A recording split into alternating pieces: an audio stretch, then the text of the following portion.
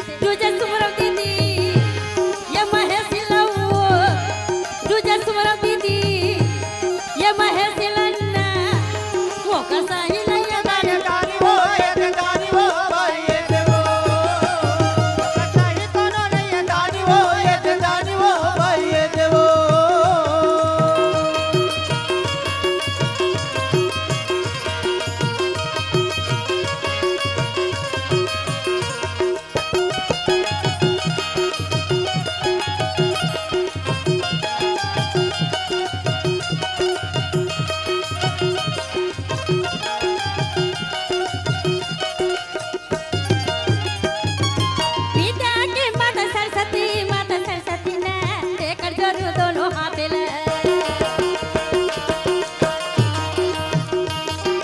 विद्या के माता सरस्वती ने तेकर गुरु दोनों हाथेला काया से देव दीन से हुआ काया से देव दीन से हुआ जेकर लागत हवे पैला पैला बाये देव ओकर लागत हवे पैला पैला बाये देव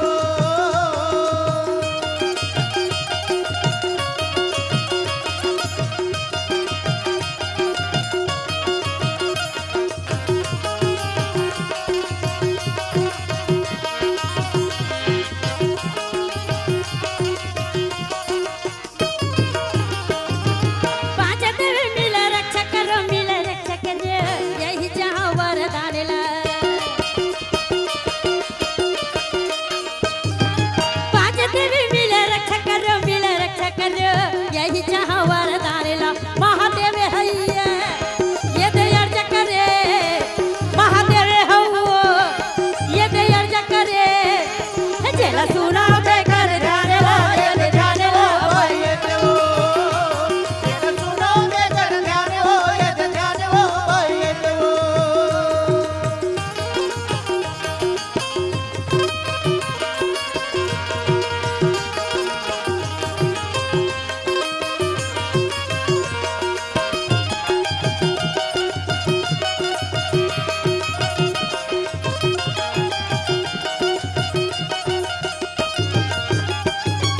घोरे रोवे घोरी सारे मैया हाथी रोवे हाथी सारे माँ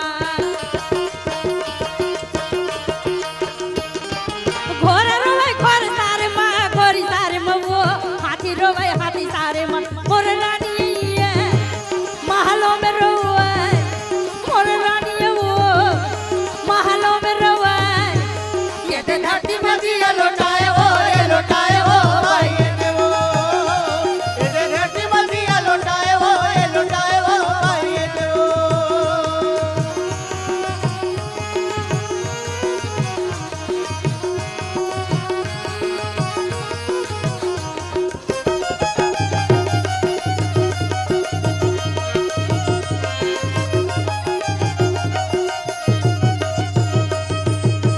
रागी आओ राजा भरथरी के बैराग प्रसंग रानी रहतन रो रो के कल्पत है कल्पत हो सखी हो सहेली हो आज ले मोर स्वामी हाँ आओ घर से निकले हैं अभी नहीं आए सखी सहेली मन की थे ऐसे मत का हाँ। एक दिन जरूर तो स्वामी घर में आए ही वो रागी हाँ। यही मेर के बात यही में रह गए सही बात है तसो उंगली में बिनती करत आओ राजा भरथरी रहतन हाँ। कहाँ से आओ थे जाना था कर उज्जैन वो गोरखपुर ले आओ गर उज्जैन आवा थे पहुंचा थे जब गर उज्जैन में पहुंचा थे हाँ। पहुंचते कहा थे जाना था आओ जोगिया मोर मन भाई गे जोगिया मोर मन भाई गे जोगिया मोर मन भाई गे ना जोगिया मोर मन भाई गे जोगिया मोर मन भाई गे जोगिया मोर मन भाई गे ना जिया लागन हो मोर कंचन काया जोगिया मोर मन भई गेना जिया लागन हो मोर कंचन काया जोगिया मोर मन भई गेना जोगिया मोर मन भाई गे जोगिया मोर मन भाई गे जोगिया मोर मन भाई गे ना जिया लागन हो मोर कंचन काया जोगिया मोर मन भई गेना जिया लागन हो मोर कंचन काया जोगिया मोर मन भई गेना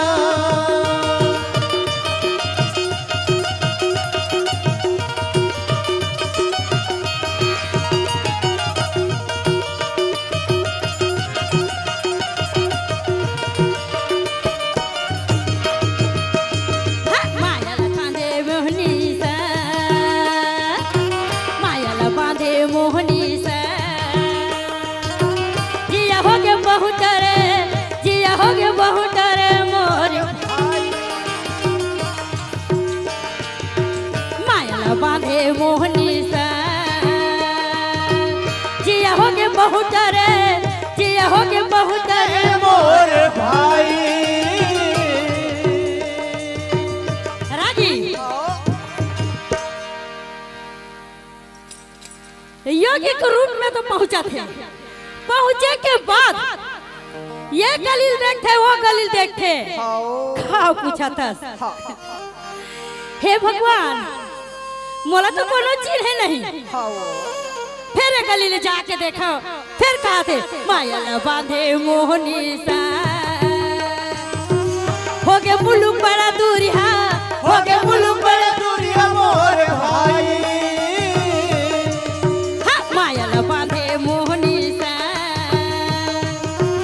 हो गए मुलुक बड़ा दूरिया हो गए मुलुक बड़ा दूरिया मोर भाई।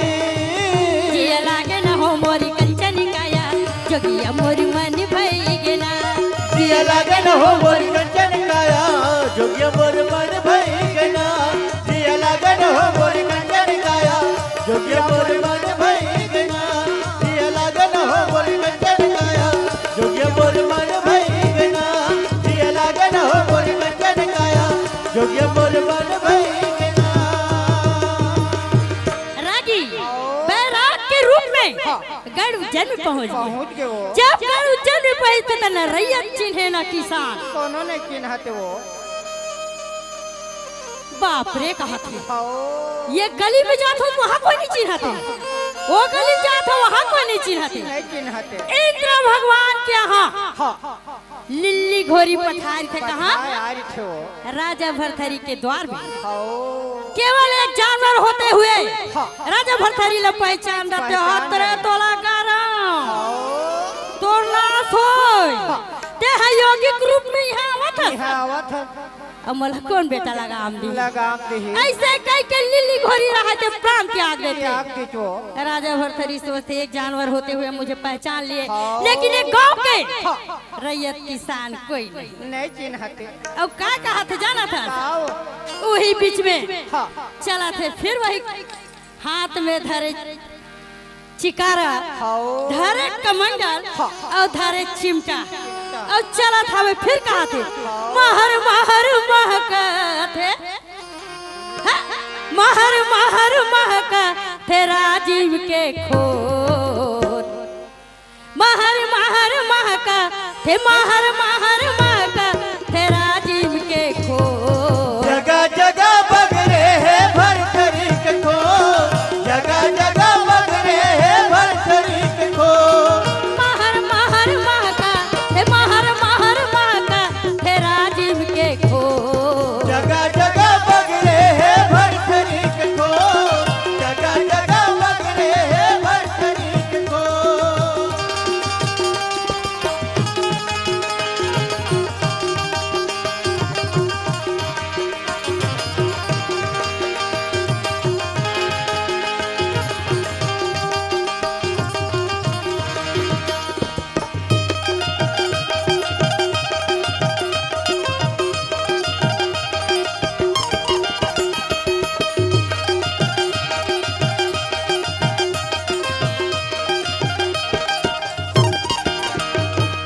खोर गली में घूमता हवा धरे चिकारा जी खोर गली में घूमता हवा धरे चिकारा। खोर गलियों गाँव गाँव माँ चिकारा बजावे वो। खोर गलियों गाँव गाँव माँ चिकारा बजावे। हाँ खोर गलियों गाँव गाँव माँ चिकारा बजावे जी खोर गलियों गाँव गाँव माँ चिकारा बजावे। ओ खोर गलियों गाँव गाँव माँ चिकारा बजावे वो। खोर गलियों गाँव गाँव माँ चिकारा बजावे। हाँ होवा ते महके वो फेरी ला लगावे जी होवा ता बिहनिया वो फेरी ला लगावे। होवते महात्म्य वो फेरी ला लगावे जी। होवते महात्म्य वो फेरी ला लगाए। ये होवा तो महके वो फेरी ला लगावे होवा ते बिहनिया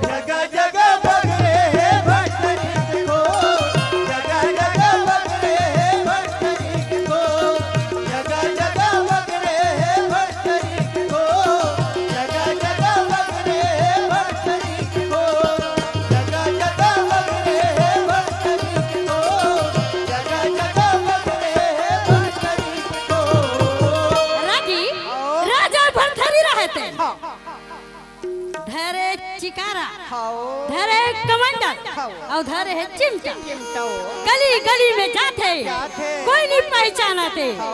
अपन द्वार में आके बैठ जाते बैठ गए कहाँ हाँ। अपन गढ़ उज्जैन के महल महल के दरवाजा में आके बैठ गए हाँ। वहाँ दीवान थे दीवान हाँ। हमार छत्तीसगढ़ी में कहा के थन चपरासी खाओ मुंशी हाँ और वहाँ का के थे राजा महाराजा यहाँ दीवान दीवार तो दीवान है बैठे रही थे ओत के जीवर की थे मैया मोला भिक्षा मिले माता मोला भिक्षा मिले तो दीवान का के थे जानते का के थे हो ये खती मिले योगी ढोंगी आगे हाँ। जा जा जा जा यहाँ नहीं मिले भिक्षा यहाँ तोला भिक्षा मिलने वाला नहीं चल तो निकाली हाले भैया का यहाँ चोरी हो गए है डाकुआरी से लुटेरा हो गए तो भिक्षा नहीं मिले कि था अते जैसे समझ पे तोला भिक्षा मिलने वाला नहीं है अच्छा आओ तो वो का कहते जाना था हाँ। ये बढ़िया दुकान है का हाँ ऐसे मत का भैया आओ यहाँ के जो महल में रानी है हाँ और रानी श्याम देवी ले जाके कह दे कि वो मोला भिक्षा ला के ला देवी के दे देती वाह मैं तो नौकर हूँ योगी के नौकर ऐसे नहीं हो सके चल तो उठ उठ उठ उठ उठ उठ उठ चले मेले भाग तो किथे नहीं हाँ। जब तक से मैं रानी के हाथ से भिक्षा नहीं लो तब तक से यहाँ से नहीं जाओ अरे ये योगी नो है ढोंगी ढोंगी। ये जिद करत है तो ठीक है का कहते जाना था आओ बोले बचन मोर दीवाने हा ये दीवाने हा सुन ले रानी बोले बातें ला बाई बोले बचन मोर दीवाने हा ये दीवाने हा सुन ले रानी बोले बातें ला बाई एक योगिया है भिक्षा मांगत है एक योगिया है भिक्षा मांगत है ना ये दे बोला था हम दीवाने हैं बाई ये दे बोला था हम दीवाने हैं बाई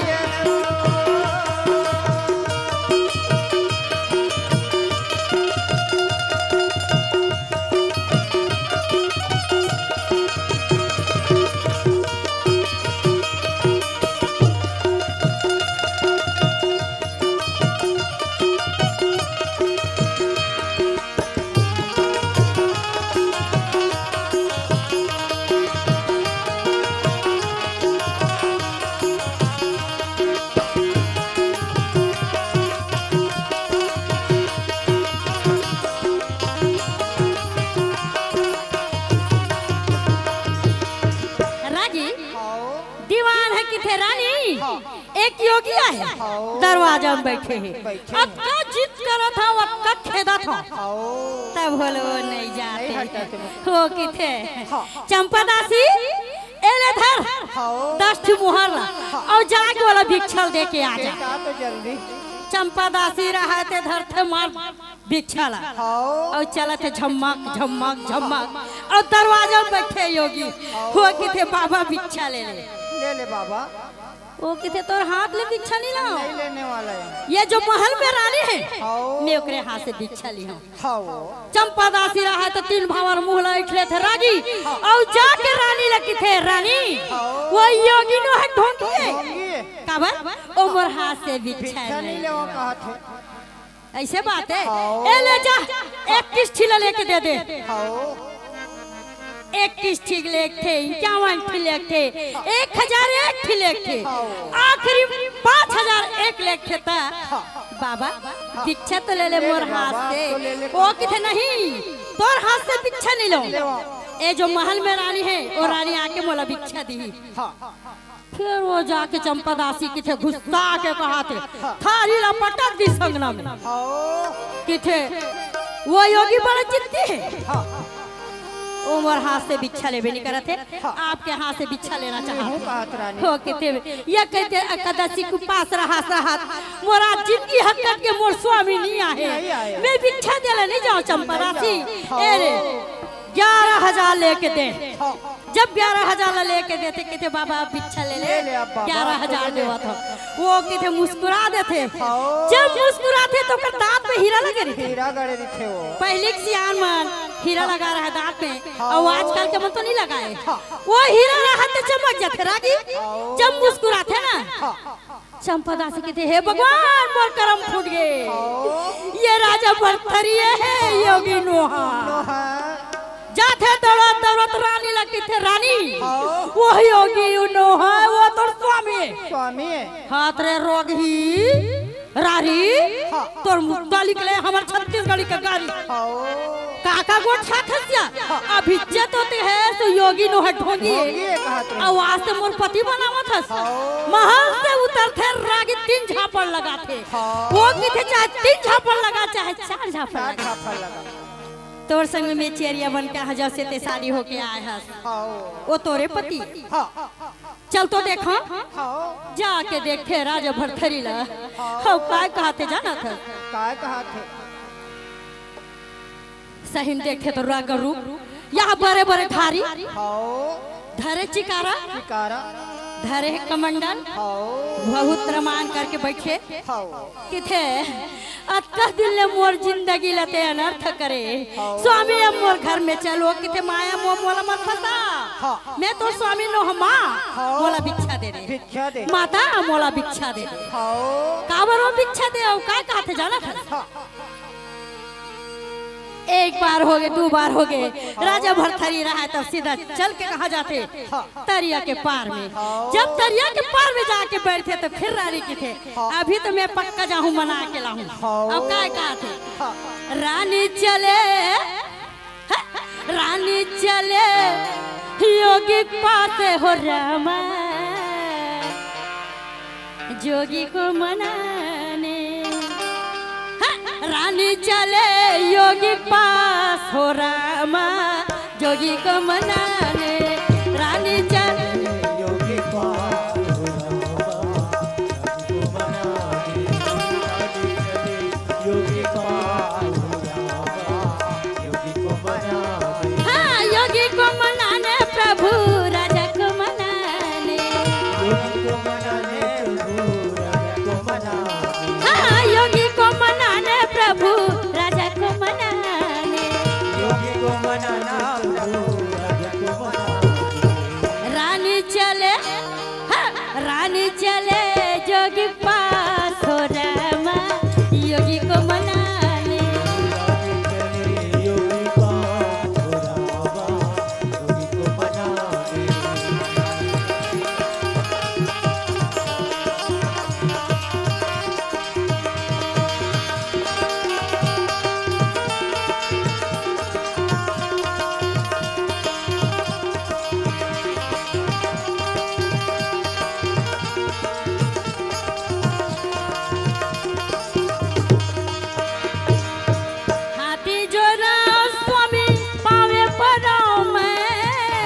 जोड़ो स्वामी पावे बराओ में।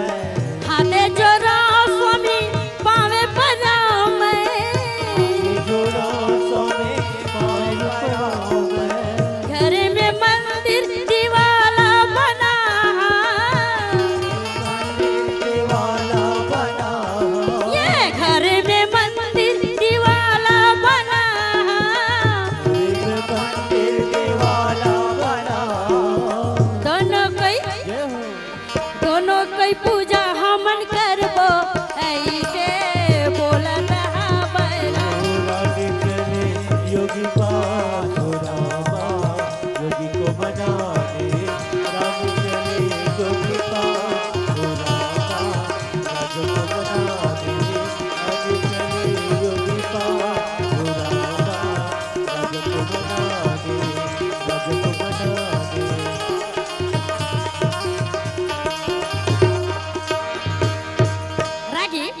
रानी रहते बैठे है योगी रहते और जाते मनावत है स्वामी हाथ जोड़ो पैया परो मंदिर दीवार बनावो और सुखर दोनों कोई पूजा करबो। चल घर में कहाँ योगी के वेशभूषा में और योगी तोला बड़े छिवर है तो महू तोर साथ योगिनी बन के घूमियो लेकिन मोला साथ छोड़ के मत जाओ काबर बचपना के शादी करके लाए हम। तो एकर एक की बात रही रागी, का बात एकर सती वो योगी हो रही पता है तोला। कैसे हो पहली जन्म के वो ओकर मारी थे, हाओ अब ये जन्म में ओकर पत्नी हो तेकर सती वो कहते पहले जन्म में मोर मारी से तो यहू जन्म में मोर माई मैं पत्नी नहीं मानो।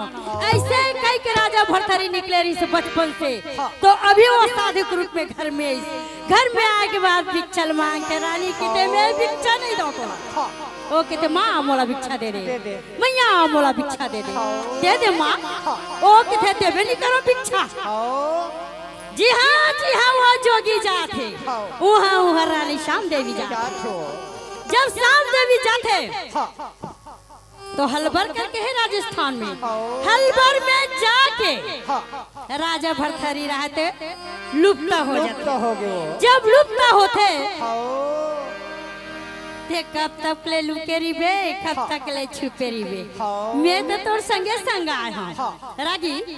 ओकरे बीच में किथे नहीं आल्हा उदल मैनावंती गोपीचंद राजा भरथरी के भांचा अब आल्हा उदल तक एकरे कहानी चे रागी। वो सोचते कि मैं यहाँ लुकाए हूँ, लेकिन रानी श्याम देवी रहते होकर जाके खड़े ओ दिल मैनावंती आ जाते, ए दिल गोपीचंद आ जाते। या भौजी तेवर कैसे खड़े हैं वो किते देखना तोर भैया आके हलुकता हो गए। ऐसे काबर सोता चाच काबर लुकता होगी नहीं, यह लुका है। और का कहते जाना था मने मने रानी सोचत हबै दिल में करे विचारे लो।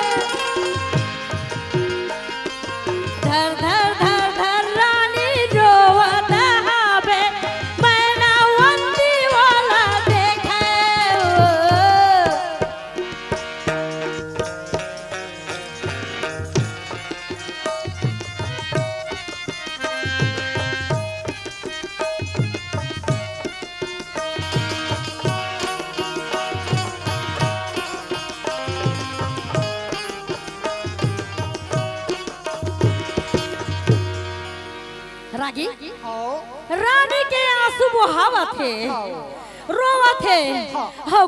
देखे मैनावंती भौजी ते फोकट रोवत कावत हस भैया एक दिन जरूर आई।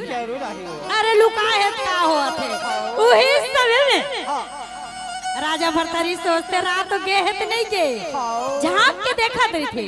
जब झांक के देखते तो अरे एवं तो ही जगह खड़े हैं आए ना। जब निकलते तो मैनावंती की थे भौजी मोर भैया ने भिक्षा दे दे कबर गोरखपुर गोरखनाथ में जाके वो योगी हो जाही। जब तक से वो भिक्षा नहीं ली तब तक से वो यहाँ ले नहीं जाए और वाला योगी के रूप नहीं मिले। ऐसे बातें चल अपना नन के बात ला रख दी और भिक्षा देवा देवा तो कर आंसू ढरा थे। अब का कहते जाना था इतना रोआ थे मेरे भाई मत पूछ। धर धर हाँ, धर धर रानी रोवा लाग जी, धर धर रानी रोवा लागे जी सुन ली हो मोरी बातें। धर धर धर धर रानी रोवन लागे हो सुन ले हो मोर बातें। धर धर धर धर रानी रोवन लागे गा सुन ली हो मोरी बातें। धर धर रानी रोवन लागे हो सुन ले हो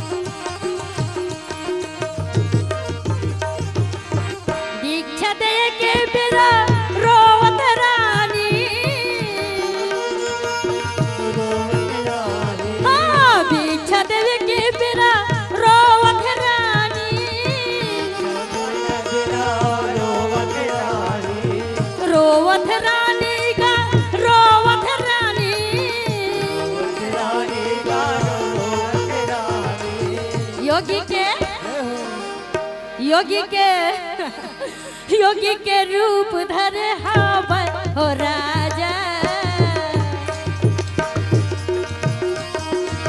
धर धर रानी रोवन लागे हो सुन ले हो मोर बाते धर धर रानी रोवन लागे हो सुन ले हो मोर बाते सुन ले हो मोर बाते सुन ले हो मोर बाते सुन ले हो मोर बाते ले भाई तोरी इच्छा है हाँ। तो ले ले दीक्षा ला दीक्षा ला। दीक्षा ला तो दे पर देवत रागी लेकिन ओकर रोइला का पूछा था का पूछा था? पावला छोड़त नहीं हाँ। वो किथे मोर से आशीर्वाद ले ले मैं तो होगी है हो हाओ ओत का बात ले सोचते रानी पटक पटक के मुंह रोते तो का फायदा ते तो भिक्षा ला दे दे दे डरे और रोइले तो का का फायदा फायदा? योगी रहा है तन फिर चला था अपन कहा हाँ गोरखपुर के ओर जब गोरखपुर के ओर में जाते बाबा मछंदर बैठे हाओ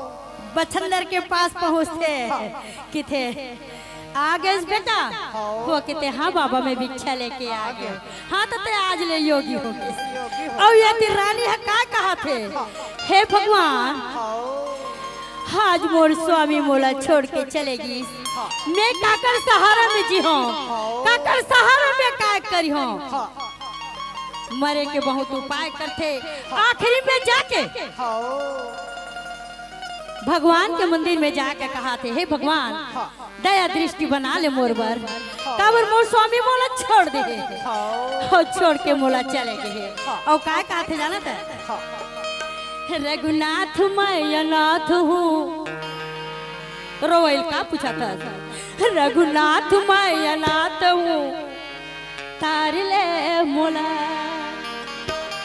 रघुनाथ मैं अनाथ हूँ तार ले मोला रघुनाथ मैं अनाथ हूँ तार ले मोला रघुनाथ मैं अनाथ हूँ तार ले बोला रघुनाथ मैं अनाथ हूँ तार ले बोला रघुनाथ मैं अनाथ हूँ तार ले मोला रघुनाथ मैं अनाथ हूँ तार ले मोला रघुनाथ मैं अनाथ हूँ तार ले बोला रघुनाथ मैं अनाथ हूँ तार ले बोला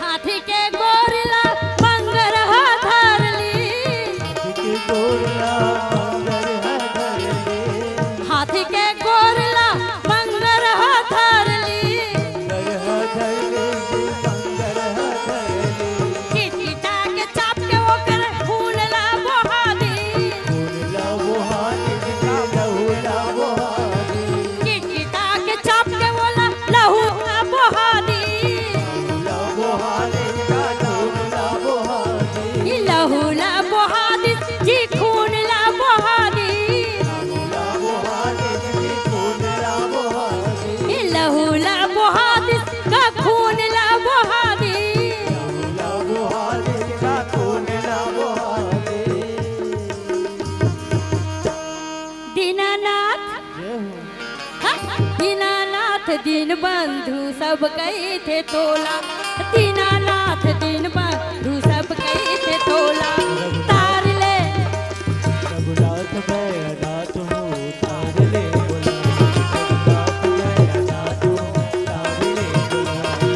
तार ले बोला उबार ले बोला तार ले बोला उबार ले बोला रघुनाथ मैं अनाथ हूँ तार ले बोला रघुनाथ मैं अनाथ हूँ तार ले बोला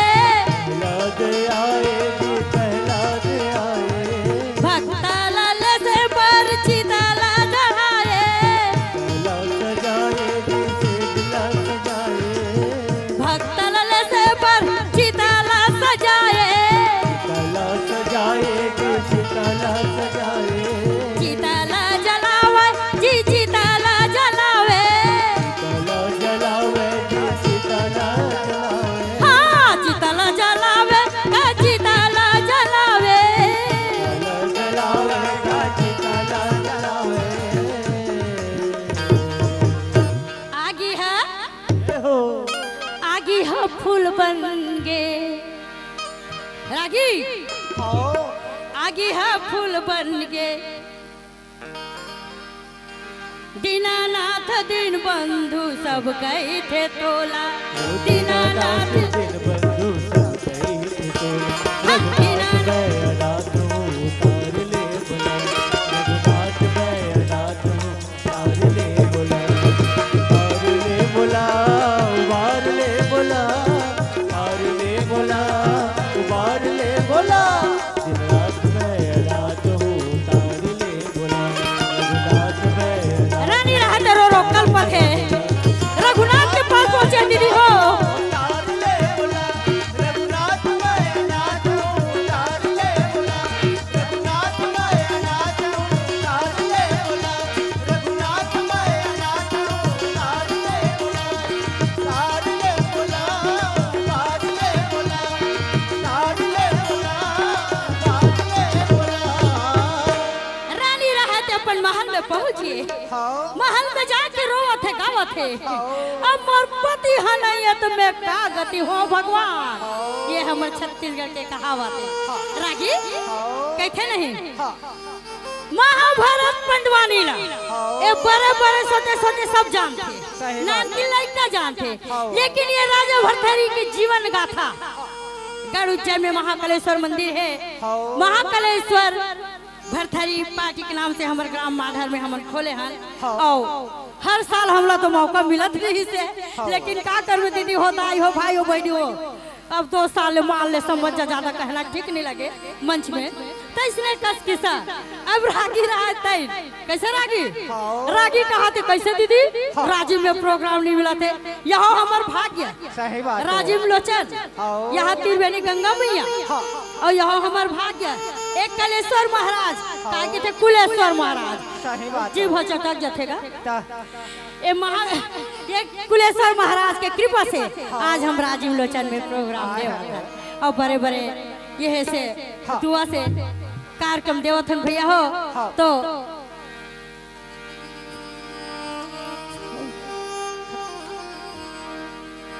तो ये हमार आखिरी गीत सिया राम बसे तोर मन में रानी रहत मन में गालिस गठरी ला बांधलिस कावर योगी रहते गोरखपुर में चल रहे अब ये रानी रहत मन ला बांध के का कहते सिया राम बसे तोर मन में कहा खोजे ला जावे ना भगवान बसे तोर मन में कहा खोजे ला